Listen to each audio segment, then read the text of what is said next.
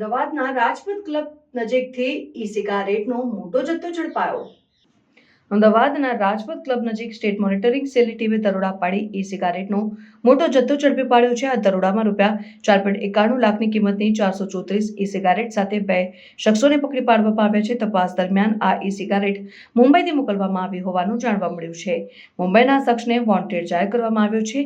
ગુજરાતમાં ઈ સિગારેટના વેચાણ અને વપરાશ પર પ્રતિબંધ હોવા છતાં આ બનાવ સામે આવી રહ્યા છે। ડિસેમ્બર 2024 સુધીમાં રાજ્યમાં 7 કિસ્સાઓમાં 389 સિગારેટ્સ જપ્ત કરવામાં આવી છે, જેની કિંમત ₹56.51 લાખ છે। આ આંકડા દર્શાવે છે કે પ્રતિબંધ છતાં ઈ સિગારેટ્સની હેરાફેરીની વેચાણ ચાલુ છે। મુંબઈમાં પણ ઈ સિગારેટ્સના વેચાણ સામે કાર્યવાહી કરવામાં આવી રહી છે। ફેબ્રુઆરી 2025માં મુંબઈ પોલીસે જુહુ સ્થિત 2 દુકાનો પર દરોડા પાડી ₹5 લાખની ઈ સિગારેટ્સ જપ્ત કરી અને દુકાનદારોને ધરપકડ કરી હતી। આ દુકાનો શાળાઓ અને કોલેજોની નજીક કાર્યરત હતી, જે વધુ ચિંતાજનક બાબત છે।